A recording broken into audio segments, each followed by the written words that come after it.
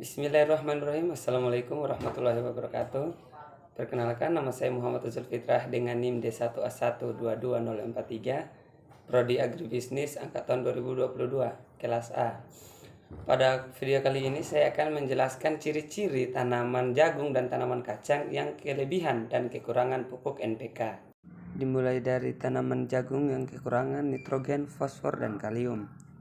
Tanaman jagung kekurangan nitrogen, fosfor, dan kalium akan menunjukkan gejala-gejala tertentu.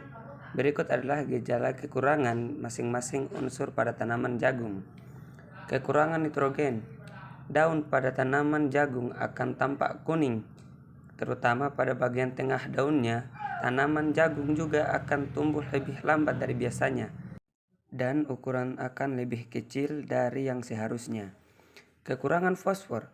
Tanaman jagung akan tumbuh terlambat dan daunnya akan menjadi kebiruan atau ungu. Sistem perakaran tanaman jagung juga akan menjadi lemah dan mudah terserang oleh penyakit. Pada saat tanaman jagung kekurangan kalium, daun pada tanaman jagung akan tampak menguning, terutama pada bagian tepi daunnya. Akar pada tanaman jagung juga akan menjadi pendek dan mudah tergoyahkan oleh angin. Yang kedua adalah tanaman jagung yang kelebihan nitrogen, fosfor, dan juga kalium. Pertama, jika tanaman jagung memiliki kelebihan nitrogen, dapat menghasilkan tanaman yang rentan terhadap penyakit, seperti busuk akar dan layu bakteri.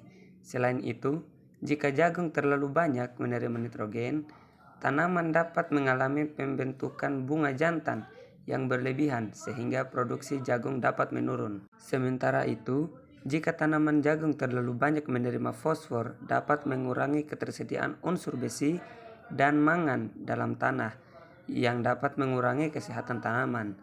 Terakhir, jika tanaman jagung terlalu banyak menerima kalium, ini dapat mengurangi ketersediaan unsur magnesium dalam tanah yang dapat mengurangi kesehatan tanaman.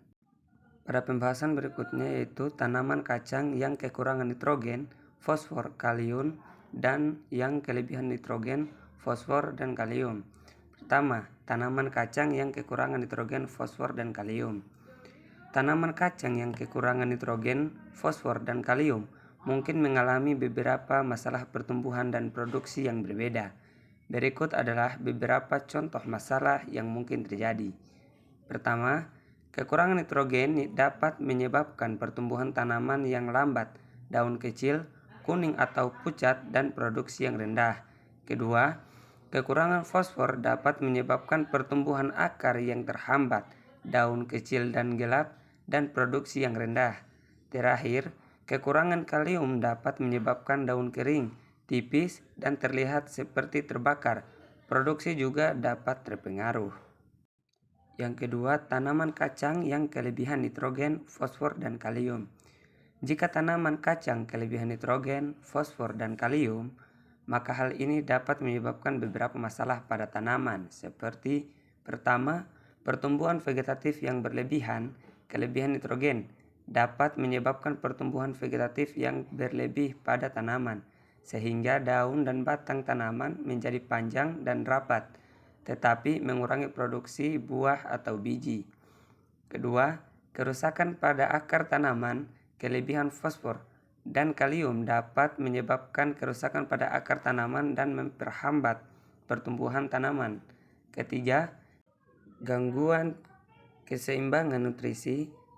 Kelebihan suatu nutrisi dapat mempengaruhi keseimbangan nutrisi tanaman secara keseluruhan, sehingga dapat memengaruhi produksi dan kualitas hasil tanaman. Keempat atau yang terakhir, residu dalam tanah. Kelebihan nutrisi yang tidak terpakai oleh tanaman dapat meningkatkan residu dalam tanah, yang pada gilirannya dapat memengaruhi kualitas tanah dan keseimbangan ekosistem di sekitarnya.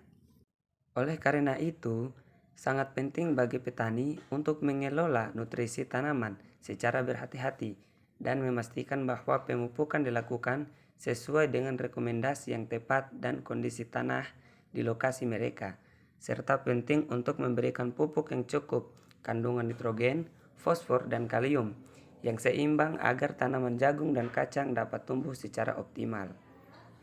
Sekian yang dapat saya sampaikan, lebih dan kurangnya mohon dimaafkan. Saya akhiri dengan ucapan wabillahi taufik wal hidayah. Wassalamualaikum warahmatullahi wabarakatuh.